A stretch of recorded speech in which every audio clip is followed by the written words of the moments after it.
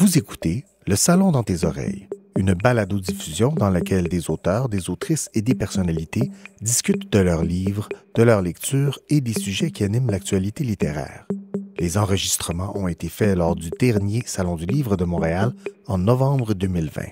Ce contenu est aussi disponible en vidéo sur www.salondulivredemontréal.com. Bonne écoute et bonne lecture.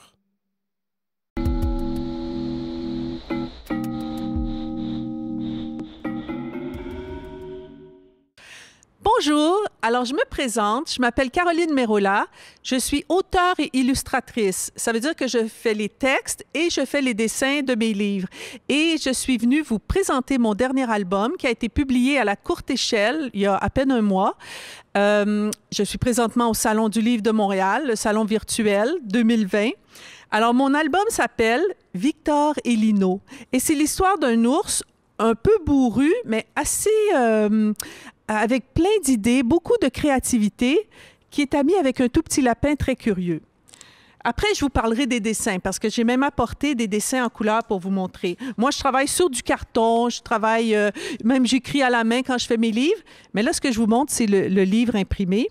Alors, on commence, on voit la maison de l'ours Victor, et c'est un peu mystérieux ce qu'il fait. On entend des bruits. Quand on est dans le village des lapins, on entend des bruits bizarres. On ne le voit pas souvent. Parfois, on le voit prendre son bateau le soir, mais on ne sait pas ce qu'il fait. Mais une nuit, il y a un petit lapin, Lino, qui le voit passer dans son village. D'habitude, il ne se passe rien la nuit dans les villages des lapins. Mais là, il voit passer l'ours avec son grand sac vide. Il dit, qu'est-ce qu'il s'en vient faire dans notre village? Oh, il s'en vient voler! Et comme de fait, après ça, il voit passer avec son gros sac rempli. Mais rempli de quoi? Alors, le lendemain, il se remet à suivre, il surveille l'arrivée de l'ours Victor et il se met à le suivre. Il s'aperçoit que l'ours passe par la décharge. La décharge, c'est comme une montagne de cochonneries. C'est là que tous les lapins vont jeter leurs vieilles bicyclettes, les chaudrons, les vieux peignes cassés, les parapluies, les roues, tout ce qui ne sert plus.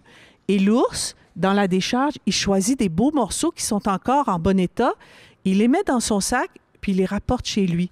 Alors, le petit lapin, quand il s'aperçoit de ça, il dit « Attends! » Il dit « Attends-moi, il dit « Moi, je vais t'aider aussi. » Il dit « Non, j'ai pas besoin de toi. »« Oui, il dit « Je vais t'aider, je sais où tu habites sur l'île. » Il dit « Je veux aller avec toi. » Il dit « Non. » Il dit « Il y a pas de place pour 2 personnes dans le petit bateau. » Il dit « Oh! » Il dit « Bon, d'accord. » Le petit lapin fait semblant de rester sur la rive, mais il s'agrippe après le bateau. Et finalement, il se retrouve sur l'île avec l'ours. Et là, il ne sait toujours pas ce que l'ours va faire avec toutes les cochonneries qu'il a mis dans son grand sac. Mais là, il commence à avoir un peu froid dans l'eau. Alors finalement, il sort de l'eau et là, il voit par la fenêtre de la maison de l'ours que la maison est remplie de toutes sortes d'objets un peu bizarres, un peu inventés. On ne sait pas à quoi ça sert, mais il comprend que ça a été fait avec toutes sortes d'objets de la décharge. Mais ce qu'il ne sait pas, c'est qu'il y a un personnage qui l'a suivi. Et là, il entend des craquements dans la forêt. Il ne sait pas encore qui c'est. Et là, il s'aperçoit que c'était un loup. Là, ce que je ne vous ai pas dit, c'est que l'ours l'avait prévenu. Il lui avait dit, il ne faut pas que tu viennes sur l'île. Il dit, il y a du danger. Et là, le loup commence à lui courir après, court après. Le pauvre petit lapin qui a pris froid dans l'eau, il est comme un peu plus essoufflé que d'habitude. Et finalement, la porte s'ouvre. Et qui sort de la maison?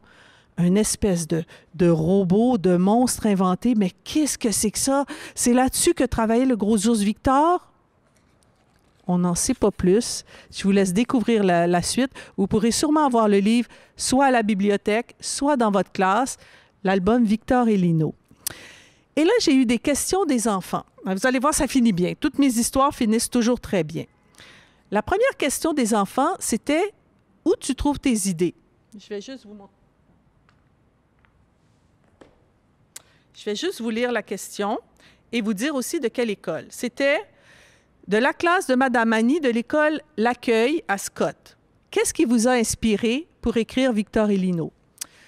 Moi, je pense, tout à l'heure, je vous disais que j'aime dessiner des scènes de nuit, j'aime dessiner des animaux. Et dans ce livre-là, j'ai tout mis ensemble ce que j'aimais dessiner. Et en plus, je me suis dit, peut-être que l'ours pourrait être comme plein d'imagination, un peu comme les enfants. Puis les enfants, on sert de toutes sortes de choses qui nous donnent des idées, qui nous inspirent, pour à notre tour faire comme ça on pourrait dire de l'art. Hein? Quand vous faites des collages, quand vous faites des petites créations avec toutes sortes de matériaux, quand vous dessinez, quand vous découpez, c'est de la création. Alors l'ours, c'est un peu comme ça. Et aussi, il sert d'objet qu'on croyait inutile, qu'on croyait plus bon pour notre utilité de tous les jours. Et là, il s'en sert comme pour faire des belles œuvres d'art. Puis c'était un peu ça, mon idée. C'était de jouer comme ça avec la récupération des objets qui sont encore bons et d'en faire des choses nouvelles. Et aussi, moi, mon plaisir de dessiner des animaux, de dessiner le village des lapins, de dessiner la maison de l'ours. Alors, mes sources d'inspiration, je pense que ça a été ça. Dessiner les animaux et représenter la créativité des enfants. Il y avait aussi une autre question de la classe de Madame Geneviève de l'École Sacré-Cœur à Saint-Polycarpe. Quel médium utilisez-vous pour faire vos illustrations? Un médium, c'est la matière qu'on utilise. Ça peut être des crayons de bois, ça peut être de la gouache, ça peut être du pastel. Je vais vous montrer mes dessins, des dessins originaux. Ça, quand on dit des dessins originaux, ça veut dire que ce sont les vrais dessins qui ont servi au livre. Alors, regardez bien. D'ailleurs, tiens, pour commencer, voici le dessin de la page couverture. Alors ça, c'est le grand dessin. Ils en ont pris une partie pour faire la page couverture. Et moi, le médium utilisé pour toutes les illustrations du livre, c'est de l'encre, surtout de l'encre de couleur. On peut appeler ça de l'écoline aussi. C'est une petite encre, c'est dans des petits pots en verre et c'est transparent. Alors, si par exemple, je commence avec du jaune, je peux rajouter un peu de vert, je peux rajouter du bleu, puis ça fait comme des effets de transparence. Quand on mélange les couleurs, bien, c'est ça qu'on réussit à faire. Donc, de l'encre et des crayons de bois. Ah, puis tu vois, on voit un petit peu la différence quand même quand c'est imprimé puis quand c'est le dessin original. Alors ça, c'était le dessin de la couverture. On voit d'autres dessins aussi qui ont servi. Ah, j'avais aussi, tiens, celui que je vous ai montré, le dernier que je vous ai montré. Alors, vous voyez, c'est pas des si grands dessins que ça. C'est fait sur des cartons rigides, puis c'est fait avec des pinceaux. Et le médium, c'est de l'encre et des crayons de bois. Ensuite, la troisième question, c'était posée par deux classes. La classe de Madame Isabelle de l'École Atelier et la classe de Madame Anne-Sophie de l'École Petite-Bourgogne, qui sont toutes les deux à Montréal. Nous adorons vos illustrations. Merci, c'est gentil. Quelles sont vos sources d'inspiration? Ah, bien ça, je l'avais dit. Quel médium? Qu'est-ce qui vous a inspiré? Bien, c'est ça. C'est un peu comme je disais tout à l'heure. Mes sources d'inspiration, ce sont les enfants, parce que j'en rencontre souvent dans les classes, puis je trouve que les enfants ont beaucoup d'imagination. Et aussi, dans le fond, on pourrait dire le monde qui nous entoure. Question 4 de la classe de Madame Marie-Hélène de l'École des Mélèzes à Joliette. Comment surgissent vos idées pour écrire? Bien, je vais vous dire comment surgissent mes idées. Mes idées surgissent quand je dessine. De dessiner, souvent, ça va me donner des idées. Je vais dessiner, par exemple, un ours dans un petit bateau. Ah, puis là, je me dis, qu'est-ce qu'il s'en va faire? Où est-ce qu'il s'en va dans son petit bateau? Puis là, après ça, bien, je vais continuer d'inventer la suite. Des fois, ça n'aura pas rapport avec l'histoire. Parfois, il y a des dessins que je vais faire, des petits dessins, on appelle ça des croquis, quand on fait des petits dessins à mine. Je vais dessiner, mais on ne les retrouvera pas dans le livre final. Mais des fois, ces petits dessins-là, ils vont m'amener ailleurs. Là, comme le petit lapin, j'ai dessiné le petit lapin à sa fenêtre. Là, je me disais, qu'est-ce qu'il observe? Alors, en dessinant, je me pose des questions, puis c'est comme ça que souvent l'histoire va prendre forme. Puis, des fois aussi, c'est des choses que j'entends dans l'autobus ou dans la rue ou dans les classes quand je rencontre les élèves. Parfois, l'inspiration, elle peut nous venir de partout. Ça peut être un livre qu'on a lu, ça peut être un film qu'on a vu. Dans le fond, on est des adultes, les auteurs, mais c'est un peu la même chose pour les enfants. Vous avez des idées parce que vous avez vu quelque chose en quelque part qui vous a inspiré. Bien, nous, c'est pareil. Les grandes personnes, on voit des choses, on entend. Ça se transforme dans notre tête. On ne les fait pas telles quelles. Mais les sources d'inspiration sont nombreuses. Alors, souvent, regardez vos amis même dessiner. Ça aussi, ça peut donner des idées. Alors, je parlais de dessin. Peut-être que je pourrais vous faire un petit dessin de Victor Elino. Peut-être même Victor Elino qui aurait inventé un objet avec des objets récupérés. Disons, je vais peut-être penser un peu aux objets qu'on retrouve dans le livre. Je sais qu'à un moment donné, il y avait comme une théière. C'était des objets de tous les jours parce que le gros ours, Victor, il se sert d'objets de tous les jours, des fourchettes, des parapluies, des vieux souliers, puis il les transforme, puis il va faire des animaux avec ça, il va faire des personnages. Alors, dans le fond, peut-être qu'on pourrait faire un petit peu comme ça. Alors, je vais dessiner, je vais prendre le micro, parce que là, je vais me promener. Puis il y a des beaux crayons avec des belles couleurs de base. Alors, par exemple, puis c'est plus facile, c'est sûr, le faire en dessin que le faire en vrai, parce que là, j'ai pas besoin de colle, j'ai pas besoin de vis. Alors, par exemple, si tu prends une théière, comme ça ici, tu vois, déjà, on dirait une trompe d'éléphant. Après ça, ici, on mettra pas le couvercle tout de suite. Puis là, on fait notre petite théière comme ça. Il y a une anse à la théière. Alors, on dessine l'anse comme une grande oreille. Comme ça ici. Là, on pourrait lui mettre... Attends, par quoi on pourrait changer? Peut-être qu'on pourrait lui rajouter comme... pour faire un petit bec. Ou tiens, ça pourrait être comme un œil. Puis là, tu lui rajoutes... tiens, un petit entonnoir. Alors déjà, ça ressemble un petit peu comme à un oiseau. Puis pour lui faire son dos des plumes, on pourrait rajouter... Peut-être, tiens, comme des petites fourchettes. Tu sais, comme ça, ou des choses différentes. Fait que là, on lui fait comme ça des petites fourchettes. Puis même si c'est des fourchettes cassées, c'est pas grave. Tu vois? Fait que c'est pour ça, des fois, j'aime ça m'inspirer d'objets de tous les jours. Puis là, est-ce qu'on pourrait lui faire des pieds? Peut-être des pieds comme avec, tu sais, les spatules pour décoller quand on se fait cuire des petits œufs comme ça. On pourrait lui faire, tiens, un petit pied palmé. Puis après ça, un autre petit pied palmé ici, comme ça. Puis là, après ça, ben là, tu peux rajouter plein de choses. On pourrait même rajouter des petites décorations. Ça pourrait être, je sais pas moi, des petits crochets. Tiens, ici, comme ça. Tu sais, qu'on peut visser. Bon, là, c'est sûr, dans la vraie vie, ça prendrait de la colle. Là, ici, tu as comme ça. Ici, un autre petit crochet. Puis là, ici, on met une vis. Tiens. Comme ça ici. Puis après ça, ben, tiens, avec une autre couleur. Il ne faut pas laisser sécher les crayons. Ça, on me le dit souvent. Oublie pas de mettre le couvercle sur tes crayons feutres. Puis là, ici, on aurait pu coller. Ben, tiens, on va dire que c'était peut-être une petite... c'était une théière qui était déjà décorée, mais était un petit peu cassée. Bon, je reprendrai mon crayon. Elle était comme un petit peu fêlée. Puis c'est pour ça que la maman lapin l'avait mis à la décharge. Mais on pouvait faire quand même des belles petites choses avec.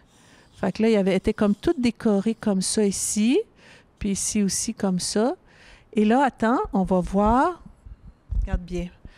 Là, ils sont comme sur l'objet. On va dire que l'objet est comme en train de sécher sur la table. Ici, comme ça ici. Ça, c'est la table. Puis là, il y avait peut-être d'autres, tiens, il y avait du fil ici comme ça. Il y avait aussi, ça prendrait peut-être un petit tournevis. Tu sais, quand on veut faire du bricolage, ça, c'est des outils qui peuvent être utiles, là, comme ça ici, pour avoir un petit pot de colle, comme ça ici, avec un petit bâton à côté, là, tu sais, juste comme pour étendre la colle.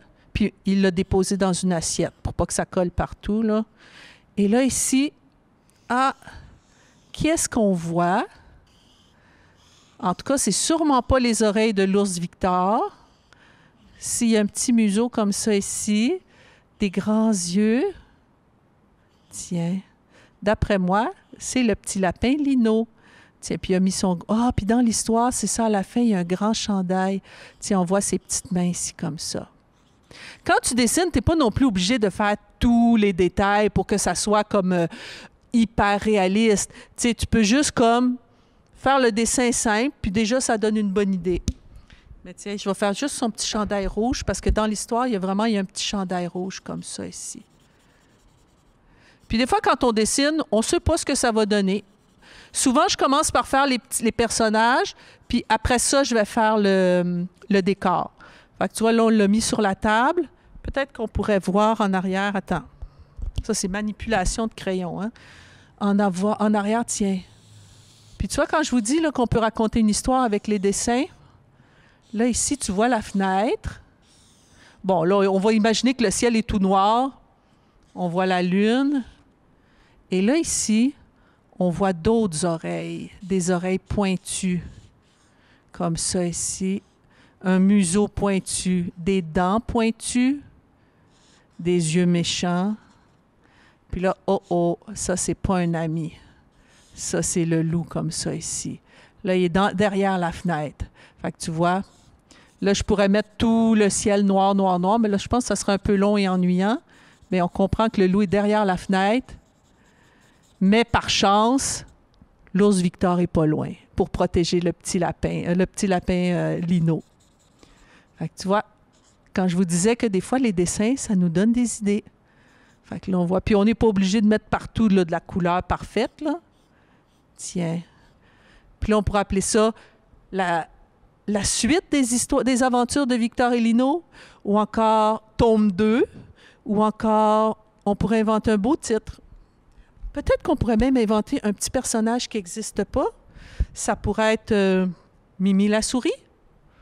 Avec la petite souris, puis comme elle a des petites mains, elle peut faire comme des fois des petits détails dans les inventions. Tiens, on la voit ici avec sa petite queue comme ça, là. Tiens. Puis elle dit, c'est moi. Elle dit, je sais, j'ai une idée. J'ai trouvé un beau petit morceau. Elle dit, on pourra le coller. Je ne sais pas trop qu'est-ce que ça pourrait être.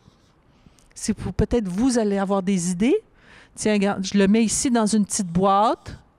Elle dit, j'ai trouvé une petite boîte. Je ne sais pas ce qu'il y a dedans, mais ça brille. Elle dit, je ne sais pas comment ça s'appelle. Ça sera à vous de décider. Hein, parce que quand je le disais tout à l'heure, les enfants ont beaucoup d'imagination, puis même beaucoup plus que les adultes. Alors, je vous laisse inventer la suite de Victor et Lino et de la petite souris Mimi. Ah, j'ai pas fait sa petite main ici, puis je sais qu'il y en a, ils vont me le dire. T'as pas fait sa main. Tiens, comme ça. Puis la petite souris Mimi, elle porte une petite camisole avec le numéro 1 parce qu'elle participe à des compétitions. Tiens. Ben merci d'avoir été présent virtuellement. J'espère un jour avoir le plaisir de vous rencontrer dans vos classes. Merci au Salon du Livre aussi pour l'invitation. À bientôt.